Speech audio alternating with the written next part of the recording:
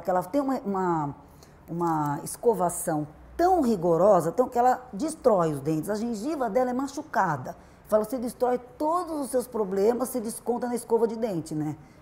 Eu falei, olha, você precisa prestar atenção quando você estiver escovando, para você não fazer isso. Porque ela deve ficar assim, pensando tudo que aconteceu durante o dia, tudo que ela tem que fazer, e ó. Gente, ela destrói. Então tem que prestar atenção.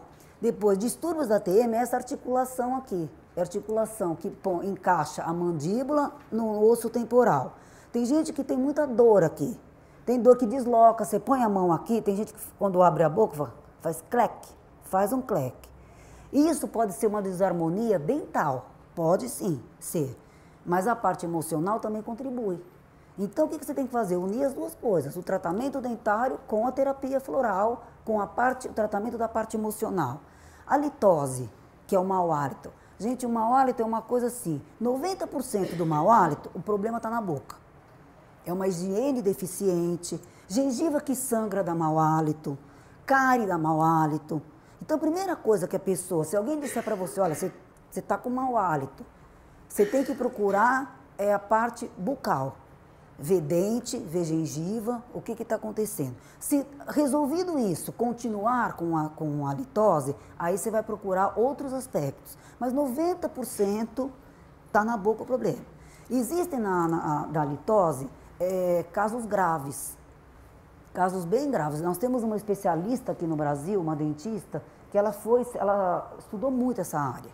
E ela relata casos assim terríveis, da pessoa não saber mais o que fazer. E aí a pessoa prejudica o aspecto social, porque a pessoa socialmente ela é rejeitada, ela não fica no emprego. É um problema sério. Quer dizer, quando o problema é mais grave, com certeza tem um problema emocional. Quer dizer, da mesma maneira, aquela coisa da gente somatizar. Quer dizer, que nem a Célia estava falando, você perde a voz por uma série de motivos. Por carência, por medo, por uma série de coisas.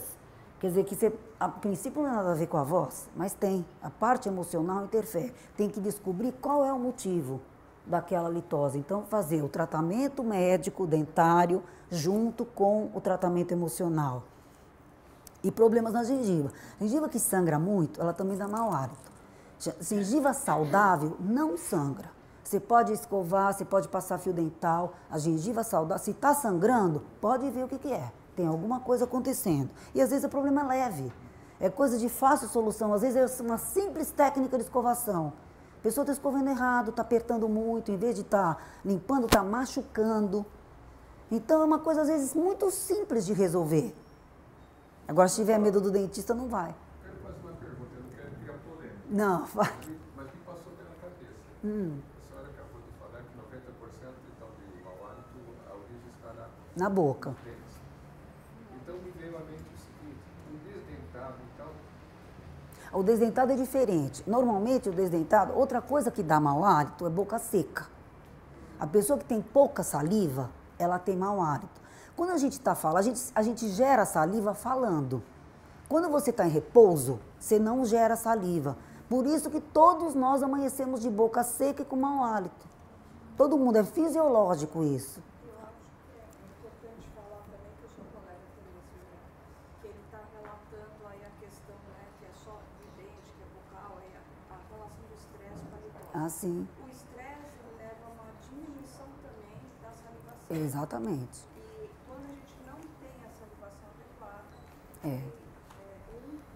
Então, quiser ver, ela falou, o estresse relacionado é a parte emocional causando um problema físico. Então, por exemplo, o idoso tem mais mau hálito, porque diminui a produção de saliva. Então, hoje tem recursos, né? Você tem um chicletinho sem açúcar que você mastiga porque a glândula salivar está trabalhando e produz a saliva. Então, boca seca é uma coisa que você vê, presta atenção, a gente amanhece de boca seca e com mau hálito. Todo mundo, vale. É uma dica também bastante importante para criar saliva, ainda mais para quem dá discurso, ficando nervoso, timidez, né? É dar uma mordidinha na língua. Na língua? Isso eu não sabia, ó, tá vendo? Já cria saliva.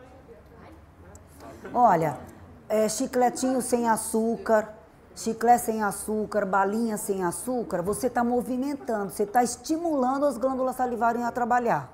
Então, se você perceber que está com a boca muito seca, tem que... Às vezes você não está falando, você não está... tem que trabalhar a coisa. E o desdentado, tem o idoso tem essa problemática da saliva. Então, tem todo... Hoje tem até saliva artificial para pessoas que têm... Porque existem problemas sérios, né? Tem vários graus de problema. Tem gente que realmente não tem saliva. As glândulas salivares não produzem mais. E aí, por exemplo, se a pessoa é uma desdentada que faz uso de prótese total, ou seja, de dentadura, a dentadura não fixa, porque o que prende um pouquinho é a saliva. Então, existem problemas mais graves, existe saliva artificial, existe uma série de recursos para fazer isso. Agora, a parte emocional, a gente está sempre ligada. Não tem jeito. Nós somos emoção, né? Então, a parte emocional, pode falar. Qual seria a causa maior do idoso ter essa... Secura? É a falta de produção de saliva. Por não ter mais contato... Não, tem que falar, é fisiológico. Ao longo da, fisiológico. Ao longo da vida, a gente vai, as glândulas salivares vai perdendo um pouco da capacidade de produzir saliva. E a questão das aftas?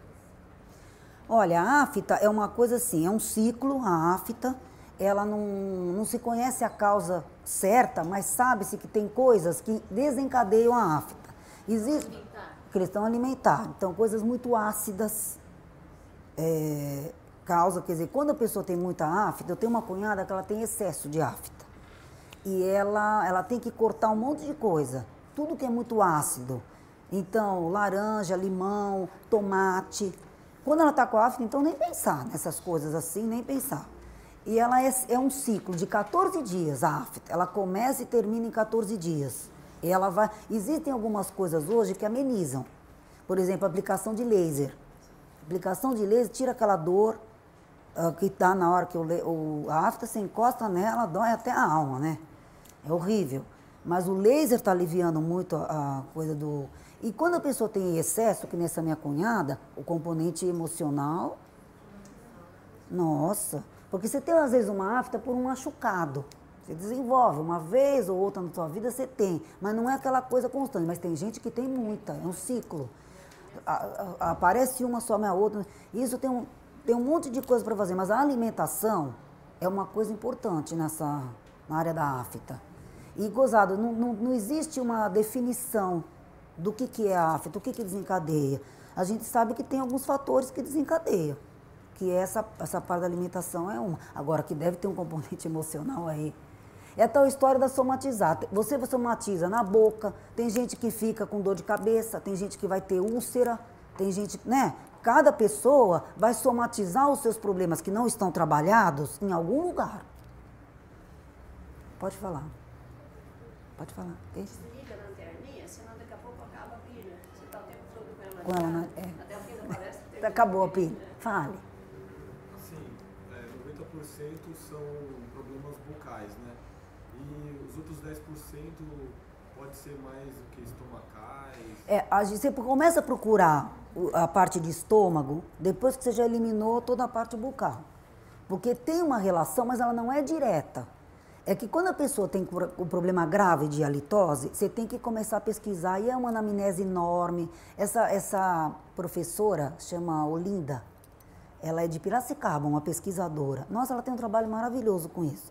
Ela faz horas de perguntas de anamnese para o paciente para tentar descobrir que quando vai tratando e não vai resolvendo, você vai aprofundando a pesquisa. Da onde que está vindo isso aí? Agora, e ela mesma chegou à conclusão, ela trabalha com florais, a Olinda. Eu tenho um livrinho de halitose dela. E ela falou que já alguns momentos da terapia dela, do tratamento dela, ela dá floral. Porque trabalha muito isso. O nervosismo dá, né? Eu acho assim, o nervosismo, o estresse, gera tudo. A perda da voz, que nem a Célia falou. Dá mau hálito, a pessoa fica com gagueira. Quer dizer, é tal história, é a coisa da somatização. Quer dizer, você vai descontar, e é uma coisa muito individual. Cada um vai ter num lugar. Vai descontar em alguma coisa, né? Então, por isso que a parte emocional é importante da gente trabalhar, né? Eu queria fazer Vai. uma colocação. Alguém falou em afta, uso de bicarbonato de sódio. Ele dá uma aliviada. Maravilhoso. Ele dá uma aliviada. Bem usado. Dá uma aliviada. Tem aquela pomadinha que chama Oncilon em hora base. Oncilon, ela tem para várias coisas. Então tem que estar escrito em hora base, porque é para a boca. É para toda a mucosa da boca. Toda feridinha que tiver na boca pode usar o Oncilon em hora base. Se essa feridinha não curou, depois de um certo tempo, aí precisa procurar para ver se pode ser outras coisas. Mas Eu já faço o contrário. Toda feridinha que tem externo, uso primeiro bicarbonato, né, que bicarbonato ele mata muitos bactérias. Já que ela deu dica, me ensinaram uma vez, eu peguei afta na língua, falou, põe uma colherinha de sal, um montinho de sal. Nossa, não arde na hora? Ardeu horror, mas limpou, lavou, acabou a afta. Bem em cima da feridinha, arde, mas ela queima ali. O duro da afta é a dor, é a ardência da afta, né? Então, aqui, olha, o bruxismo, né? O que é o ranger dos dentes durante o sono e o apertar. Principalmente, quer dizer, a pessoa faz, principalmente na hora de inconsciente, ela aperta os dentes. E esse apertamento pode gerar, abalar a polpa do dente. A polpa é a parte viva do dente. É o que a gente chama popularmente de nervo. Às vezes a pessoa aperta tanto que a parte viva não consegue lidar com aquilo. E aí você tem que fazer canal, você tem, entendeu? De tanto que aperta. Então o apertamento, além de você tratar a parte emocional, essas plaquinhas o dentista faz, que é para evitar o apertamento. Ela não vai curar nada. É paliativo. É para dormir com aquilo. Tem gente que passa a vida dormindo com essas plaquinhas.